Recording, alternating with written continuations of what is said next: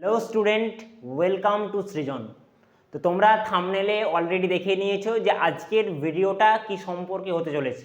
ঠিক আছে, তোমাদের হাতে সময় খুবই অল্প, কারণ তোমরা জানো যে 5ই মে তোমাদের নিট এক্সাম কন্ডাক্ট হচ্ছে।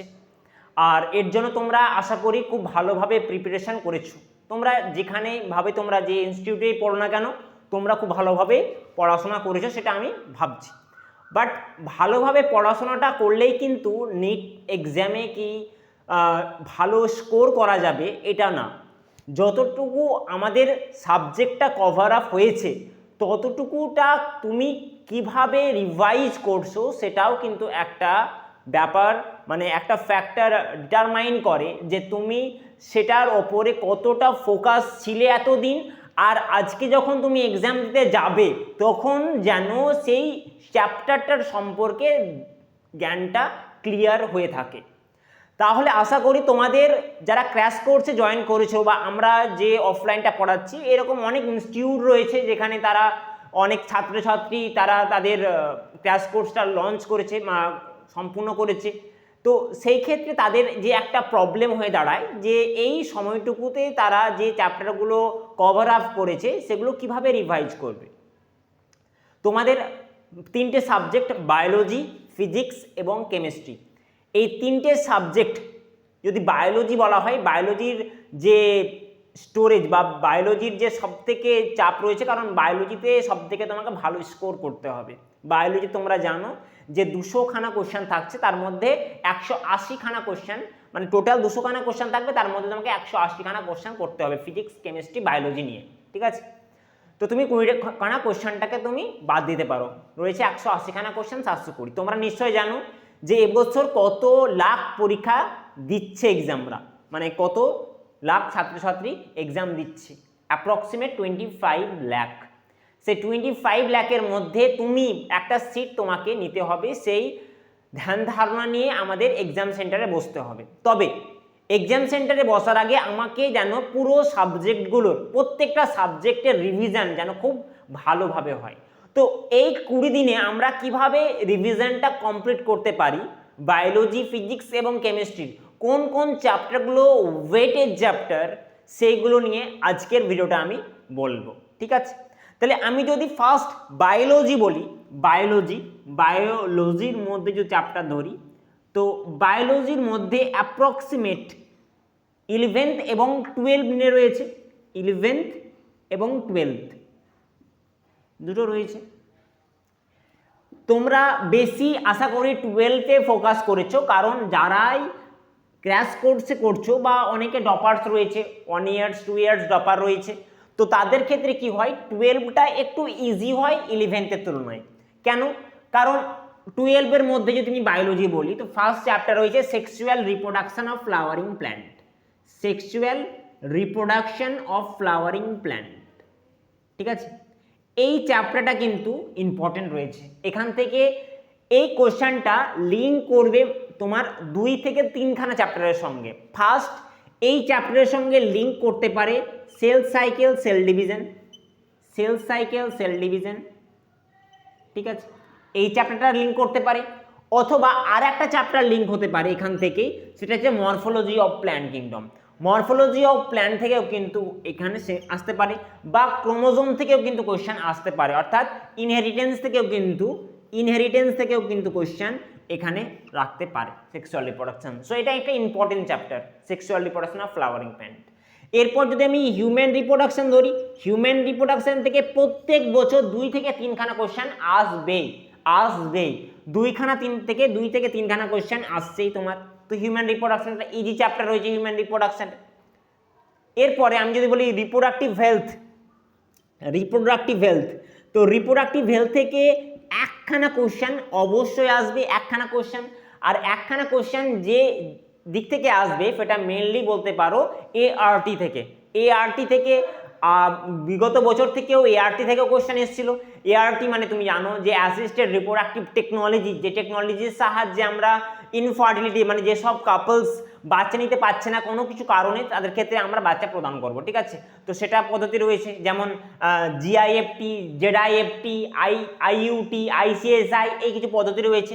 তো রিপ্রোডাক্টিভ হেলথটাও ইম্পর্টেন্ট। এছাড়া রিপ্রোডাক্টিভ হেলথ থেকে আরও একটা কোশ্চেন আসছে, যেটা রয়েছে তোমার কন্ট্রাসেপটিভ থেকে আসতে পারে, আইইউডি থেকে আসতে পারে, টাইপ অফ আইইউডি থেকে আসতে পারে, বা আসতে পারে তোমার এমার্জেন্সি ফিল্ড থেকে, বা এর কম্পোজিশনটা। ঠিক আছে, প্রত্যেকটা লাইন বাই লাইন কিন্তু তোমরা রিভাইজ করে নাও। তোমাদের এই হাতে যে 20 দিন রয়েছে, এই 20 দিনটাকে ভালোভাবে তোমরা কিন্তু ইউটিলাইজ করো। এরপরে যদি আমি চ্যাপ্টারগুলো বলি, এরপরে যে চ্যাপ্টারগুলো রয়েছে হিউম্যান রিপ্রোডাকশনের পর একদম লাস্টের যে চ্যাপ্টারগুলো রয়েছে, অর্গানিজম, পপুলেশন অ্যান্ড অর্গানিজম, তারপর ইকোসিস্টেমস, এই চ্যাপ্টারগুলো ভেরি ভেরি ইম্পর্টেন্ট। ঠিক আছে, এছাড়া তুমি যদি ক্লাস 11th বলো, 11th সব থেকে রয়েছে হিউম্যান ফিজিওলজি থেকে, হিউম্যান ফিজিওলজির মধ্যে রয়েছে ব্রিদিং, লোকোমোশন, এক্সক্রিয়েশন, তারপরে সার্কুলেশন, নিউরাল সিস্টেমস এবং কোঅর্ডিনেশন অফ হরমোন। এই পার্টটা কিন্তু তোমাদের খুব ভালোভাবে জানতে হবে। আর এখান থেকে তুমি ধরে রাখো 10খানা কোয়েশ্চেন আসবে, 10খানা কোয়েশ্চেন কিন্তু হিউম্যান ফিজিওলজি থেকে আসতে পারে। কি করে দেখো, একটা কোয়েশ্চেন ব্রিদিং থেকে, একটা সার্কুলেশন থেকে, একটা লোকোমোশন থেকে, একটা এক্সক্রিয়েশন থেকে, একটা নিউরাল থেকে, একটা কোঅর্ডিনেশন থেকে, আর হিউম্যান রিপ্রোডাকশন, এক দুটো কিন্তু হিউম্যান ফিজিওলজির মধ্যেই পড়ে। ঠিক আছে, টোটাল তুমি ধরে রাখতে পারো 10খানা কোয়েশ্চেন কিন্তু এখান থেকে আসবে। তাহলে এটা একটা কিন্তু খুব ইম্পর্টেন্ট টপিক রয়েছে হিউম্যান ফিজিওলজি, সেগুলো কিন্তু খুব ভালোভাবে তোমাদের এনসিইআরটিটা রিভাইজ করতে হবে। ঠিক আছে, এনসিইআরটি রিভাইজ করতে হবে। এরপরে যদি আমি বলি, এরপরে যে চ্যাপ্টারগুলো রয়েছে সেটা হচ্ছে প্ল্যান্ট ফিজিওলজি, এটাও কিন্তু ইম্পর্টেন্ট। প্ল্যান্ট ফিজিওলজিটাও কিন্তু ভেরি ভেরি ইম্পর্টেন্ট হিউম্যান ফিজিওলজির পর। প্ল্যান্ট ফিজিওলজিটা কিন্তু ইম্পর্টেন্ট রয়েছে। প্ল্যান্ট ফিজিওলজির মধ্যে আর একটা জিনিস কিন্তু ভালোভাবে মনে রাখবা, সেটা হচ্ছে বায়োটেকনোলজি। বিগত বছরগুলোতে যেখান থেকে কোয়েশ্চেন এসছে সেটা হচ্ছে বায়োটেক থেকে অনেক কোয়েশ্চেন এসছে। মলিকিউলার অফ ইনহেরিটেন্স থেকে কোয়েশ্চেন এসছে, আবার ইনহেরিটেন্স থেকেও এসছে কোয়েশ্চেন। ঠিক আছে, মেন্ডেল থেকে, এই চ্যাপ্টারগুলো থেকে কিন্তু অনেক কোয়েশ্চেন কিন্তু এখান থেকে দিয়েছে, বিশেষ করে বায়োটেকনোলজি। করোনার পর থেকে কোয়েশ্চেনের টাইপ কিন্তু অনেক ধরনের চেঞ্জও হয়, তোমরা জানো। এখন বেশিরভাগ কোয়েশ্চেনগুলো স্টেটমেন্ট ওয়াইজ কোয়েশ্চেনে আসছে, যে তোমাকে খুব ভালোভাবে এনসিইআরটিটা পুরো পড়তে হবে, জানতে হবে এবং বুঝতে হবে প্রত্যেকটা লাইন। অ্যাসিরেশন রিজনে কোশ্চেন আসতে পারে, তো অ্যাসিরেশন পড়ার পর রিজনটা এর সঙ্গে ম্যাচ খাচ্ছে কিনা এবং তার পরিপ্রেক্ষিতে তুমি অ্যান্সারগুলো কিন্তু দিতে পারো। এগুলোতে বেশি কিন্তু ভুল করে থাকে ছাত্রছাত্রীরা বেশি অ্যাসিরেশন রিজনে ভুল করে। তাদের কারণ থাকে, কারণ তারা অ্যাসিরেশনটা অত ভালোভাবে বুঝতে পারছে না, বা এর ক্ষেত্রে রিজনটা কি এর মানে সমর্থন করছে কিনা সেটাও কিন্তু তোমাদের খুব ভালোভাবে জানতে হবে।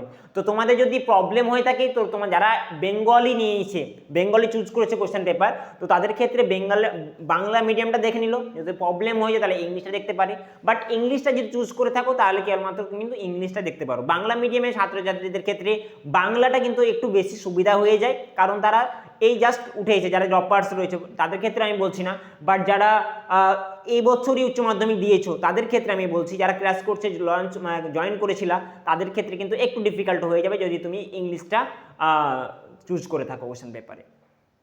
আর রয়েছে ফিজিক্স কেমিস্ট্রিটা দেখো, আমি যেহেতু আমি টিচার না, তা সত্ত্বেও আমি বলে দিই, ফিজিক্স কেমিস্ট্রি বা বায়োলজি হোক না কেন, প্রত্যেকটা সাবজেক্ট কিন্তু ইকুয়ালি তোমাকে ডিভাইড করতে হবে, প্রত্যেকটা সাবজেক্টকে।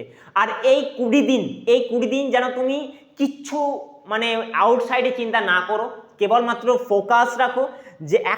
ফোকাস রাখো তোমার স্টাডির ওপরে, তোমার ড্রিমের ওপরে, আর তোমার সে একটা সিটের জন্য, যে সিটের জন্য তুমি এত মেহনত করছো, এত চেষ্টা করছো, দিন রাতকে এক করছো, ঠিক আছে, সেই জিনিসটাকে তোমরা চেষ্টা করো। আর একটা কথা বলি শেষে, যে প্রত্যেকটা চ্যাপ্টার কিন্তু শেষ করার পর তোমরা যদি শর্ট নোট না করে থাকো তাহলে হয়তো রিভিশন করাটা একটু ডিফিকাল্ট হয়ে যাবে। একটু ডিফিকাল্ট না, অনেকটাই ডিফিকাল্ট, কারণ তুমি এক্সাম সেন্টারে গিয়ে এতগুলো ফিজিক্সের খাতা, এতগুলো কেমিস্ট্রির খাতা, আর এতগুলো বায়োলজির খাতা নিয়ে তো যাবে না, তাই তো। আর সেই শেষ মুহূর্তে কিন্তু রিভিশন করাটা একটু ক্রিটিক্যাল হয়ে যায় প্রত্যেক ছাত্রছাত্রীর ক্ষেত্রে। তাহলে সেই সময় যেন মনে রাখা উচিত যাতে আমার রিভিশনটা খুব ইজিলি হয়ে যায়, আর এতে যাতে আমার সময়টাও কম লাগে, তাহলে আমি ফিজিক্স এবং কেমিস্ট্রি ক্ষেত্রে প্র্যাকটিস করতে পারবো, বা বায়োলজির আমি টাইপস অফ কোশ্চেন প্র্যাকটিস করতে পারবো এনসিইআরটি বেস। ঠিক আছে, তাহলে সেই ক্ষেত্রে কিন্তু মনে রাখতে হবে, যারা এখন পর্যন্ত করনি বা যারা ড্রপার্স রয়েছে তাদের ক্ষেত্রে দেখো, ড্রপার্স অনেকটাই করে থাকে, বাট যারা এই মাত্র উচ্চ মাধ্যমিক দিয়েছো, তোমরা জাস্ট ক্র্যাশ কোর্সে লঞ্চ ক্র্যাশ কোর্সে পড়েছো, ক্র্যাশ কোর্সে অ্যাডমিশন নিয়েছো, তাদের ক্ষেত্রে হয়তো এটা সম্ভব হয়নি। বাট তারা মনে রেখো, যদি তোমার ইচ্ছে হয় যে নিটের পর যদি আমার সেরকম ভালোভাবে র্যাঙ্ক যদি না হয়, তাহলে কিন্তু তোমরা নেক্সটে কিন্তু তোমরা অবশ্যই এক্সাম মানে চ্যাপ্টার শেষ হওয়া মাত্রই কিন্তু একটা শর্ট নোট তোমরা করে নেবে এনসিইআরটি বেস্ট করে, ঠিক আছে? এনসিইআরটি বেস্ট করে গুগল বা অন্যান্য রেফারেন্স বই থেকে খুঁজে নোট ডাউন করা কোনো দরকার নেই। যেটা করবে সেটা একদম পুরো এনসিইআরটি বেস যেন হয়ে যায়। আমিও যখন তোমরা করেছিলাম শর্ট নোট, আমারও শর্ট নোট তোমাদেরকে টেলিগ্রামে প্রোভাইড করে দেবো, যদি দরকার পড়ে, যদি তোমরা বলো তাহলে অবশ্যই কমেন্ট করো, বা টেলিগ্রামে আমাকে জানো, আমি আমার শর্ট নোট আছে সেগুলো তুমি রিভাইজ করতে পারো, ঠিক আছে? এছাড়া শর্ট নোটের অনেক বইও রয়েছে, সেখান থেকেও তোমরা রিভাইজ করতে পারো।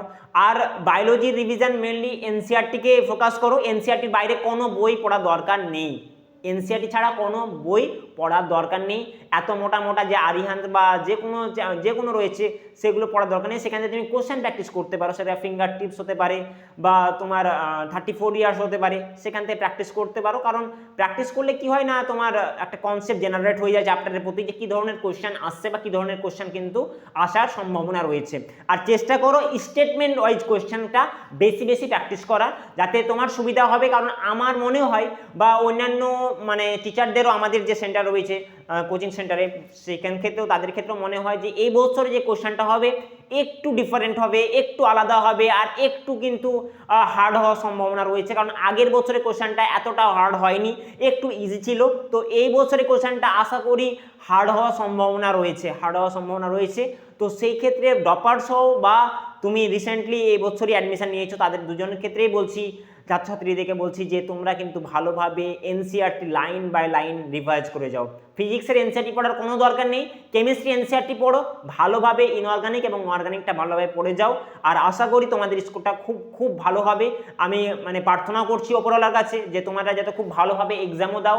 আর এক্সাম সেন্টারে ভুল করো না, তোমাদের যদি ড্রেস কোড থাকে সেই ব্যাপারে কিন্তু অবশ্যই তোমরা নিশ্চয়ই জানো যে কোন ড্রেসগুলো পরা যাবে না বা কি নিয়ে যেতে হবে সঙ্গে।